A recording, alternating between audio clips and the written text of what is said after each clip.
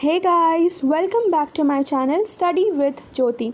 तो आज मैं आपको बिरसा आंदोलन के बारे में बताने वाली हूँ, जिसकी शुरुआत हुई थी 1899 से 1900 ईस्वी तक। ठीक है, तो बिरसा आंदोलन 19वीं शताब्दी के आदिवासी आंदोलनों में सर्वाधिक सुसंगठित व व्यापक आंदोलन था। ठीक है, जो वर्तमान झारखंड राज्य के रांची जिले के दक्षिणी भाग में हुआ था। तो ये रांची जिले के दक्षिणी भाग में ये आंदोलन हुआ था और इसे मुंडा महाविद्रोह भी कहा जाता है। और सामूहिक भू स्वामित्व व्यवस्था का ज़मींदारी में जो परिवर्तन हुआ था, तो जो पहले की जो भू स्वामित्व व्यवस्था थी वो उसका ज़मींदारी में परिवर्तन जब किया गया था, तो इसके विरुद्ध इस आंदोलन का उदय हुआ था। और इसके बाद क्या होता है कि ये जो आंदोलन होता है वो बिरसा के धार्मिक राजनीतिक आंदोलन के रूप में इसका उदय हो जाता है। अब इसके ये जो आंदोलन है उसके कुछ प्रमुख कारण भी है, वो हम जान लेते हैं। तो सबसे पहला कारण था खूटकट्टी व्यवस्था की समाप्ति और बेच बगारी का प्रचलन। तो सबसे पहले जो खूटकट्टी व्यवस्था की गई थी उसकी समाप्ति कर दी जाती है और बेच बगारी का प्रचलन कर दिया जाता है। तो अब ये क्या है वो देख लेते हैं। तो 19वीं सदी में उत्तरी मैदान में आने वाले जितने भी व्यापारी थे, ज़मींदार थे, ठेकेदार थे, साहूकार थे, उन्होंने मुंडा जनजाति में प्रचलित सामूहिक भू स्वामित्व वाली जो भूमि व्यवस्था थी, जिसे खूटकट्टी व्यवस्था कहते हैं, वो उस समय वहाँ पे प्रचलित थी। तो जब ज़मींदार आते हैं, ठेकेदार आते हैं, वो क्या करते हैं कि इस खूटकट्टी व्यवस्था को समाप्त कर देते हैं और व्यक्तित्व जितने भी भूमि जो भू स्वामित्व वाली व्यवस्था होती है, वो बेच बिगारी वाली जो व्यवस्था होती है उसका प्रचलन कर देते हैं। बेच बिगारी मतलब बंधुआ मजदूरी, ठीक है, उसका प्रचलन कर देते हैं और खूटकट्टी व्यवस्था को समाप्त कर देते हैं, जिसके माध्यम से क्या होता है कि जो जितने भी दीकू होते हैं, दीकू मतलब परेशान करने वाले जितने भी गैर आदिवासी या बाहरी लोग को दीकू कहा जाता है, ठीक है, उसको मुंडाओं का शोषण भी करते हैं। तो ये पहला कारण था कि खूटकट्टी व्यवस्था की समाप्ति करके बंधुआ मजदूरी का प्रचलन कर देते हैं, ये पहला कारण है। ठीक है, दूसरा कारण हम देखते हैं कि मिशनरियों का कोरा आश्वासन और उनसे मोह भंग।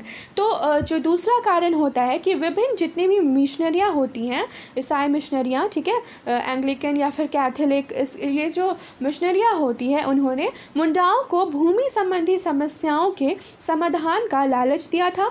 ठीक है, तो उन्होंने कहा था उन्हें कि हम भूमि संबंधी समस्याओं का समाधान करने में हेल्प करेंगे आप लोगों की, और उसी के वजह से क्या होता है, उसके बदले में उन्होंने जितने भी आदिवासी थे उन्हें ईसाई धर्म में दीक्षित करना प्रारंभ कर दिया था।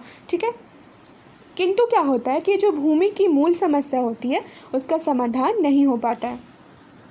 तीसरा कारण हम लोग देखेंगे कि अदालतों से निराशा। तो जब मुंडा कबीले के सरदारों ने बाहरी जितने भी भूस्वामियों और जबरी बेगारी के खिलाफ, मतलब जितने भी ये ज़मींदार थे, साहूकार थे, उसके खिलाफ अदालतों में जब उन्होंने शरण ली, तो वहाँ भी उन्हें निराशा ही हाथ लगती है। ठीक है, और चौथा कारण होता है जो तात्कालिक कारण माना जाता है, ठीक है, ये सबसे इम्पॉर्टेंट है।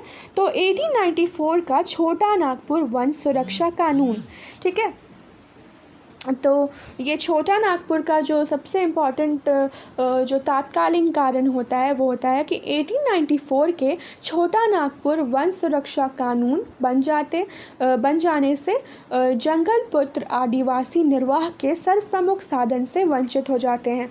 तो क्या होता है कि ये जो नियम पारित किया जाता है, कानून पारित किया जाता है 1894 का छोटा नागपुर वन सुरक्षा कानून, उसमें क्या होता है कि जंगल पुत्र जितने भी आदिवासी होते हैं वो वहाँ रहते थे, ठीक है, उनका साधन ही वही था।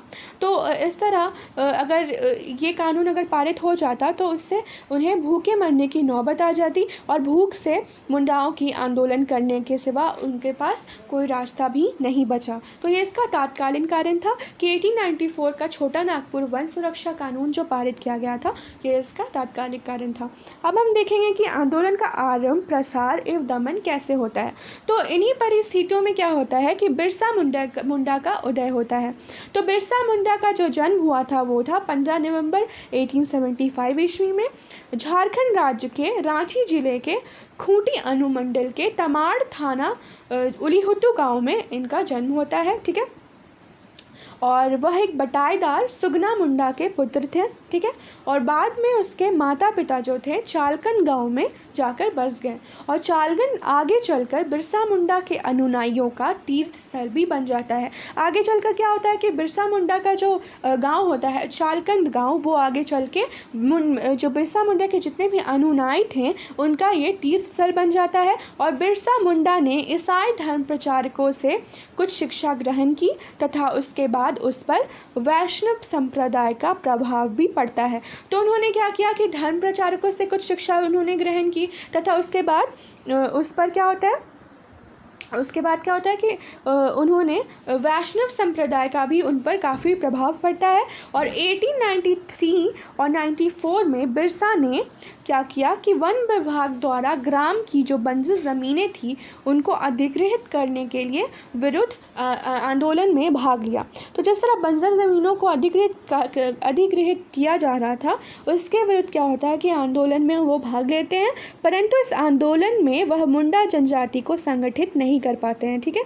और अगस्त 1895 में क्या होता है कि उसने एक नए धर्म सिंह बोंगा धर्म, तो उनके द्वारा एक धर्म बनाया जाता है जिसका नाम होता है सिंह बोंगा धर्म, उनका प्रतिपादन करते हैं और धार्मिक स्तर पर लोगों को संगठित करना वो प्रारंभ कर देते हैं। और उन्होंने अनेक देवी देवताओं जैसे बोंगाओं जैसे कहते हैं उनको छोड़कर एक देवता जिसे सिंह बोंगा कहते हैं उनकी आराधना करने का उन्होंने संदेश दिया। और दूसरे शब्दों में उन्होंने एकेश्वरवाद, ठीक है, उन्होंने एकेश्वरवाद की नीति का पालन करने को कहा। मतलब एकेश्वरवाद मतलब एक ईश्वर पे भरोसा करना, उनका समर्थन करना। और उसने सिंह बोंगा धर्म में दीक्षित होने वाले लोगों को आत्मशुद्धि हेतु क्या किया, उच्चतर नैतिक गुण विकसित करने के लिए कुछ सिद्धांत भी प्रस्तुत किए। तो उन्होंने जितने भी लोग सिंह बोंगा धर्म में दीक्षित हो रहे थे उन लोगों को आत्मशुद्धि हेतु उच्चतर नैतिक गुण और विकसित करने के लिए कुछ सिद्धांत भी प्रस्तुत किए। और साथ ही उन्होंने अपने आप को सिंह बोंगा का दूत, जिसे पैगंबर के समतुल्य भी कहा जा सकता है, ठीक है, घोषित किया। तो उन्होंने कहा कि मैं सिंह बोंगा का दूत हूँ और उन्होंने इसे घोषित भी किया और यह प्रचारित किया कि सिंह बोंगा ने उन्हें किसी को निरोग करने की चमत्कारिक शक्ति भी प्रदान की है।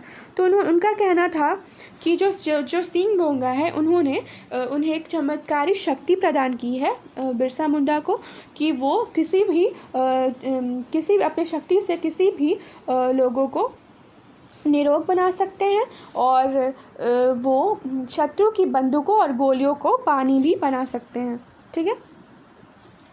अब आगे देखते हैं। तो आगे सुरेश सिंह जो है उन्होंने लिखा है कि बिरसा एक मुक्तिदाता के रूप में अभिभाव कोई अनायास नहीं थे, ठीक है। और आगे देखते हैं, हज़ारों आदिवासी जो थे वो एक भगवान का रूप बन चुके थे, ठीक है। उन्होंने इस धर्म की स्थापना की थी सिंह बोंगा धर्म, उसके बाद वो भगवान के रूप बन चुके थे और हज़ारों आदिवासी उन्हें देखने सुनने आने लगे थे, ठीक है। और बिरसा ने शीघ्र ही 6000 समर्पित मुंडाओं को का दल भी उन्होंने तैयार कर लिया। और इसके साथ क्या होता है कि जब सभी लोग आने लगते हैं तो 6000 समर्पित मुंडा जितने होते हैं वो इस आंदोलन में उन्होंने इसे संगठित किया था, उन्हें तैयार किया था और बिरसा नेता बन जाते हैं। और धार्मिक आंदोलन जल्द ही खेतीहर मजदूरों के राजनीतिक आंदोलन में बदल जाता है। तो ये जो आंदोलन था, ये जो उन्होंने एक संगठन बनाया था कि वो उनके अनुयायी थे, लेकिन आगे चलकर क्या होता है वो सारे लोग राजनीतिक आंदोलन में ये बदल जाता है और वो सारे लोग 6000 जितने भी अनुयायी थे वो इस पे हिस्सा भी लेते हैं। तो बिरसा ने प्रचार किया कि जो मुंडा अपने साथ ना देंगे उनका नाश हो जाएगा। तो उन्होंने ये भी कहा कि अगर कोई भी मुंडा उनका साथ नहीं देता है, मुंडा जनजाति अगर उनका साथ नहीं देती है तो वो उसका नाश हो जाएगा। और उन्होंने कई ऐलान भी किए, ठीक है। और उन्होंने कहा कि मुंडाओं को लगान ना देने का भी उन्होंने आदेश दिया। तो उन्होंने ये कहा कि मुंडाओं को लगान नहीं देना चाहिए अंग्रेज़ों को, ठीक है। और अब हम देखेंगे बिरसा आंदोलन के उद्देश्य क्या थे। तो सबसे पहले हम इसका आर्थिक उद्देश्य देखेंगे। तो सबसे पहला जो आर्थिक उद्देश्य इनका था कि सभी बाहरी तथा विदेशी तत्वों को बाहर निकालना, विशेषकर मुंडाओं की जो ज़मीन हथियाने वाले ज़मींदार हैं उनको भगाना एवं ज़मीन का मुंडाओं के हाथ में वापस लाना। तो सबसे पहले इसका उद्देश्य था आर्थिक उद्देश्य, जो सभी जितने भी बाहरी या फिर विदेशी तत्व हैं उन्हें बाहर निकालना और उनसे ये जो ज़मीन हथिया लिए हैं जितने भी ज़मींदार हैं वो उन्हें भगाना चाहते थे। दूसरा उनका राजनीतिक उद्देश्य था कि अंग्रेज़ों के राजनीतिक प्रभुत्व को समाप्त करना तथा स्वतंत्र मुंडा राज की स्थापना करना। तो वो मुंडा राज की स्थापना करना चाहते थे और अंग्रेज़ों को वहाँ से हटाना चाहते थे। उनका धार्मिक उद्देश्य था ईसाई धर्म का विरोध करना तथा ईसाई बन गए असंतुष्ट मुंडाओं को अपने धर्म में वापस लाना। जितने भी लोग ईसाई धर्म में धर्मांतरित हो चुके थे उसे वापस लाना और जितने भी असंतुष्ट हैं ईसाई धर्म में उन्हें भी वापस लाना इनका प्रमुख उद्देश्य था। तो ये सारे थे आर्थिक उद्देश्य, राजनीतिक उद्देश्य और धार्मिक उद्देश्य। ठीक है, अब आगे देखते हैं। तो बिरसा एक ऐसे आदर्श और न्यायपूर्ण समाज की स्थापना करना चाहते थे। ठीक है, और 1895 के अंत में क्या होता है कि बिरसा की ब्रिटिश सरकार के विरुद्ध एक षड्यंत्र रचने के आरोप में 2 साल की उन्हें सज़ा दी जाती है और उन्हें जेल भी भेज दिया जाता है। और महारानी विक्टोरिया के शासन की हीरक जयंती के उपलक्ष्य में क्या होता है कि 30 नवंबर 1897 को बिरसा को हज़ारीबाग जेल से रिहा कर दिया जाता है। तो पहले तो उन्हें बंदी बना लिया जाता है 2 साल के लिए, लेकिन जब महारानी विक्टोरिया आती है उनके शासन में एक हीरक जयंती बनाई जाती है, उसके उपलक्ष्य में क्या होता है कि 1897 में बिरसा को हज़ारीबाग जेल से रिहा कर दिया जाता है। ठीक है, और रिहा होने के बाद उनके नेतृत्व को मुंडा जनजाति में राजनीतिक व सामाजिक स्वीकृति मिल चुकी थी और इसलिए उसने और भी अधिक उत्साह के साथ अपनी गतिविधियां तेज़ कर दी। तो जब वो जेल से निकलते हैं तो उनकी जो गतिविधियां होती है वो और तेज़ हो जाती है और बिरसा गांव-गांव घूमकर मुंडाओं को हथियारबंद करने लगे। और खूंटी बिरसा के सैनिक गतिविधियों का एक प्रमुख केंद्र था। तो जो खूंटी था वो बिरसा के जो इतनी गतिविधियां हो रही थी उसका प्रमुख स्थान था। और 1899 में क्रिसमस की पूर्व संध्या पर क्या होता है कि बिरसा मुंडा ने मुंडा जाति का शासन स्थापित करने के लिए उन्होंने विद्रोह का एक ऐलान कर दिया और उसके लिए ठेकेदारों, जागीरदारों, राजाओं, हाकिमों और ईसाइयों का कत्ल करने का भी उन्होंने आह्वान किया। और उन्होंने घोषणा की कि दिकुओं से अब हमारी लड़ाई होगी और उनको खून से ज़मीन इस तरह लाल होगी जैसे लाल झंडा। तो उनका ये कहना था कि हम सारे जितने भी बाहरी लोग हैं, जितने भी बाहरी हैं, अंग्रेज़ या फिर राजा, हकीम, ईसाई, जितने भी जागीरदार हैं उनका हम खून कर देंगे, कत्ल कर देंगे। ठीक है, और उनके अनुयायी ने अपने जितने उनके पारंपरिक तीर कमान थे उसे लेकर वो लोग गिरजाघर में आग लगाना प्रारंभ कर दिया उन्होंने। और इस आंदोलन में क्या होता है कि जितने भी लोग होते हैं वो शामिल होते हैं। ठीक है, और सारे महिलाएं भी इस आंदोलन में महत्वपूर्ण भूमिका निभाती है। और देश के समाचार पत्र ने भी, जिसमें सुरेंद्र नाथ बनर्जी का कलकत्ता से प्रकाशित पत्र जो था बंगाली, उसमें भी बिरसा पंथियों के समर्थन में भी एक समाचार प्राप्त हुआ था, मतलब वो प्रकाशित किया गया था।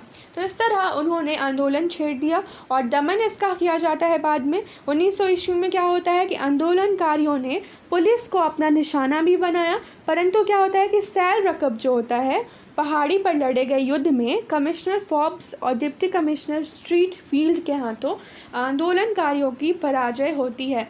तो जो एक सैल रकब पहाड़ी है वहाँ पर क्या होता है कि कमिश्नर फोर्ब्स और डिप्टी कमिश्नर जो स्ट्रीट फील्ड होते हैं उनके द्वारा आंदोलनकारियों की पराजय होती है और जो गया मुंडा होते हैं, जो इनके सहयोगी होते हैं, इटकी में वो मारे जाते हैं।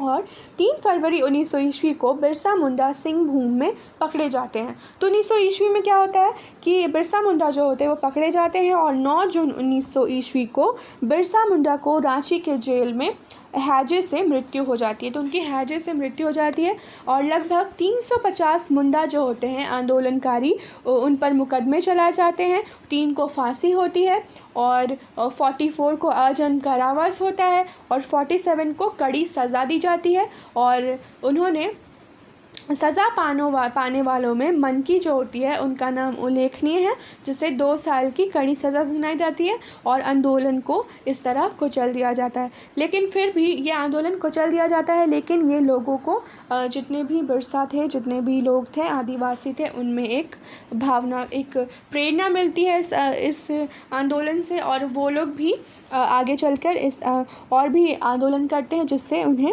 आखिर में स्वतंत्रता मिल जाती है अंग्रेज़ों से। ठीक है, तो ये था हमारा बिरसा आंदोलन। ठीक है, तो अगर आपको मेरा वीडियो अच्छा लगा तो इसे लाइक एंड शेयर ज़रूर करिएगा। Thank you.